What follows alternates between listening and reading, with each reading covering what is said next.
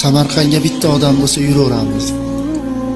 Bitta bilan yuraverasangiz, ha menga boshqa odam kerak emas, bitta odam bo'lsa bo'ldi. Eshikni ochib men chiqaman deb chiqyapsam, bitta sharti bor. Nima shart? Gaplashib ketamiz. Ha bo'ldi, yaxshi bo'ldi. Yo'lda ketyapmiz. Gapdan gap chiqib, qaytlaysiz, ha Samarqandlikman. Bir ikki og'iz gapirib, o'zini gapirtirib qo'ydim, ketyapti endi gapirib. Aytayaptiki, biz yoshligimizda onamiz tirik, otamiz o'tib qolganlar. Onamiz bir ikkita o'g'ildi deb birovga turmushga chiqmaganlar. Meni shu bolam o'qimishli bo'lsin, poytaxtda ishlasin deb bir oylik o'quv maktablar bo'lar, o'sha yerga berganlar. Pulini to'lab turib, usti-boshini nimasini qilib tursa, o'qiverardi. Shu joyda o'qidim. Onam bo'lsa, qo'ni-qo'shnilarning kirini yuvib, ovqatini yuvib berib, xizmatini qilib, hozirgi tilda madikorchilik qilib meni o'qitdilar. Men o'qidim haqiqatda, keyin oliy o'quvga kirdim, uylandim. Onamni 20 yil ko'rmabman deydi. O'zim bilan o'zim ish bilan bola chaqa bo'lib 20 yil onamni ko'rmabman deyapti. 20 yil o'tdi-yu, onam bilan xotinim bilan nonushtada o'tiribmiz. Uyda dasturxon. Dadasi, ha, ertaga shanba. Falon restoranda men gaplashib qo'ydim. Bir ayolga pul jo'natdim, chiroyli liboslarni kiyib turadi, siz borib olib kelib mehmon qiling obedga. Zakaz qilib qo'ydim. Ichim g'ash bo'lib qoldi. Nima deyasiz? Bir ayolda aytib qo'ydim, tayyorlab qo'ydim, kiyintirib qo'yishadi, tayyorlab qo'ydi, borib mehmon qilib kelasiz, mehmon bo'lib kelasiz. Menga aytyapsizmi? Ha, sizga aytyapman. Men unaqa odam emasman, kelinlarning oldida, o'g'illarning oldida shunaqa deysizmi? Ichim g'ash bo'ldi-da dedi. Shunday nonushta ham qilmasdan ishga chiqib ketdim, shopirimni. Obedda kelish odat, tashqarida ovqatlanmasdim. Obedda kelsam, obed yana tayyor. Yana gapni boshladi. Dadasi, men alda yolg'on gapirayotganim yo'q, hazillashayotganim yo'q. Pul jo'natdim, usti-boshini kiygizib, chiroyli qilib, sizni shu nimaga tayyorlab turib o'tiribdi, sizni kutib, ertaga borib olib, mehmon bo'lib, mehmon qilib keling. Yana do'q qildim, qayerdan bilib qoldikin degan ichimda bir narsa. Keldimikin? Yo meni sinayaptimi? Kim ekan u ayol? Yana do'q qilib chiqib ketdim. Chunki qo'rqqan oldin erkak do'qon qiladi. Yana chiqib ketdim, yana ish o'xshamadi, qaytib kechqurun kelsam, yana u kechqurunga o'qatadi ham shu gapda. Xonamga yotadigan xonamga kirib oldim. Xotinim kirdi-da, dadasi, nima tushunmaysiz? Kimligini nima so'ramaysiz? Oningizni topdim debdi. Xotin, oningizni topdim, ukangizni topdim. Pul jo'natib yubordim, oningizni kiyintirib, falon restoranga bitta dasturxon tuzab qo'yadigan bo'ldi. Ertaga borib olib, kechasi bilan yig'lab chiqdim. Onamni ko'zimni oldiga keltirdim. O'zi yemay, yedirib, mehnat, mashaqqat bilan mardikorchilik qilib meni o'qitsa-yu, meni ko'zimni ko'r qilsa bu mol dunyo xabar olmasam-da. Shunday o'ylayapman, yig'layapman, bolish qo'l bo'lib ketdi. Qani tong otsa-yu, shu Samarqandga yugursam-da mashinamda. Tong ham otish qiyin. Qo'rqyapman, o'lim kelib qolsa-chi, o'lib qolsam-chi. Tong otdi, shopirim keldi. Shu bilan ketyapmiz. Bo'l, bos deyapman. Qani endi Samarqand yaqin bo'lsa-da, bosyapti. Yetib oldik, ko'chamizga shunday kirsam, ukam stulda olib chiqib eshik tagiga. Chunki onam chidalmaganlar uyda kutib turishga. O'g'lim kelyapti, meni katta o'g'lim kelyapti. Hali kelmasdan menga usti-bosh jo'natib yuboribdi. Qiynalib qolmadimikin? Bosh-oyoq usti-bosh qilibdi-ya. O'tiribdilar. Qo'ni-qo'shni xotinlar chiqib olgan. Meni o'g'lim poytaxtda ishlaydi-da, katta ishda ishlaydi. Mashina olib yuradi meni o'g'limni. Mana yetib oldik, ko'chamizga shunday kirsam, ukam stulda olib chiqib eshik tagiga. Chunki onam chidalmaganlar uyda kutib turishga. O'g'lim kelyapti, meni katta o'g'lim kelyapti. Hali kelmasdan menga ustuvosh jo'natib yuboribdi. Qiynalib qolmadimikin? Bosh oyoq ustuvosh qilibdi-ya. O'tiribdilar. Qo'li qo'shni xotinlar chiqib olgan. Meni o'g'lim poytaxtda ishlaydi-da, katta ishda ishlaydi. Mashina olib yuradi meni o'g'limni. Mana ko'ringlar, ustuvoshni zo'rini jo'natib yuboribdi. Kelyapti o'zi, meni mehmon qilar ekan. Hassaga suyanib gapiryapti. Hali xotinlar havas qilishyapti deydi. Qanday ham yaxshi o'g'illaringiz bor-a? Xudo bergan-a sizga. 20 yil bo'lyapti hali ko'rmaganimga. Kirib boryapman. Onam maqtayaptilar. Ayollar hayron qarab turishibdi. Shunda mashinamni ko'rib, o'rinlardan turdilar. Tushtimda yugurib, oyoqlarimni quchoqlab, "Aya, meni kechiring. Ona, meni kechiring. Men ahmoqlik qilib qo'ydim. Men o'zimni unutib qo'ydim."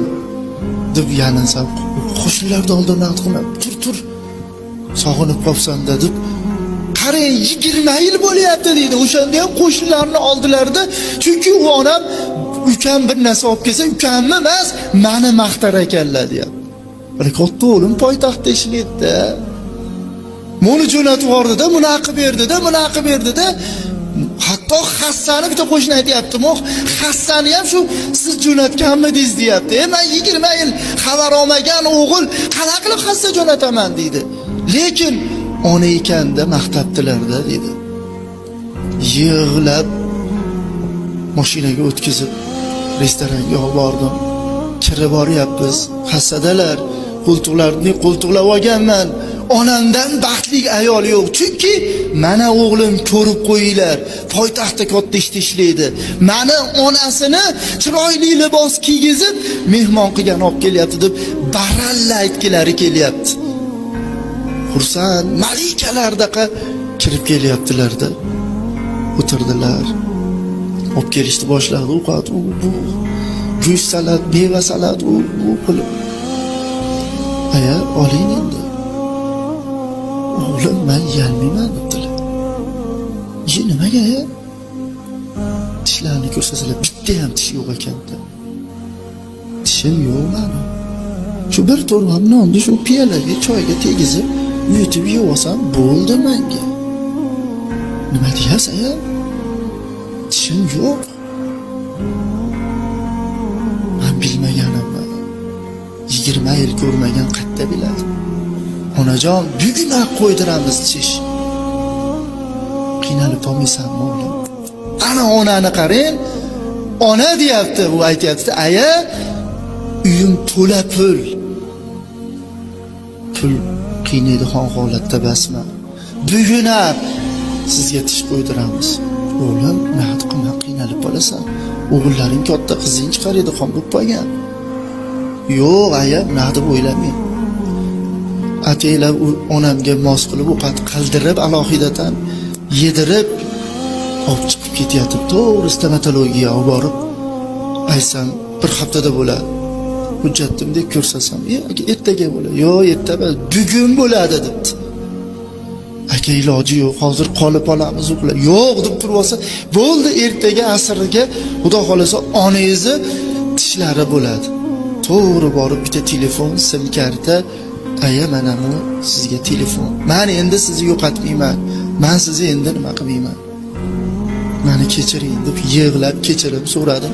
Uylariga olib borib qo'yib, yana uyga keldim. Kelyapman 5 marta, 6 marta telefon qildim. Chunki onadaqa dunyoda insonni qalbini to'ldiradigan narsa yo'q ekan dedi. Chunki pul topdim, obro' topdim, uy topdim, xotin, qiz, o'g'il hamma yo'q topdim, lekin onani o'rnini hech narsa bosmas ekan. Men shuni bilmagan ekanman. Uyga kelib telefon qildim. Onam, "Yetib oldingizmi o'g'lim?" "Ha, yetib oldim." "Qiynalib qolmadingizmi?" "Ha, yo'q, yaxshiman." Ertasiga asr bo'ldi-yu, kutyapman. Asrda telefon bo'ldi.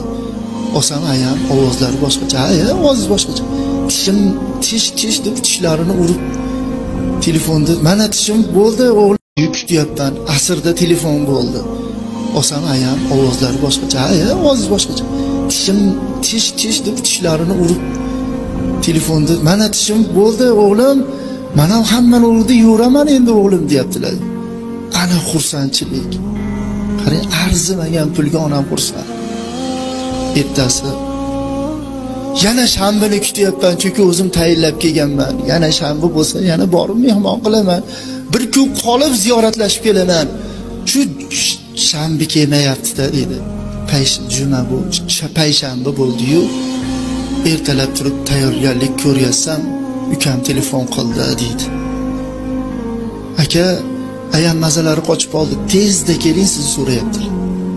Shopirga o'tirdim, bos endi sanoq. Jizzaxga kelganimizda, aka shoshiling. Onam o'zlarini bilmay qoldilar endi. Shoshiling. Bulung'urga kelganda onam vafot etdilar, shoshilmay qo'yavering.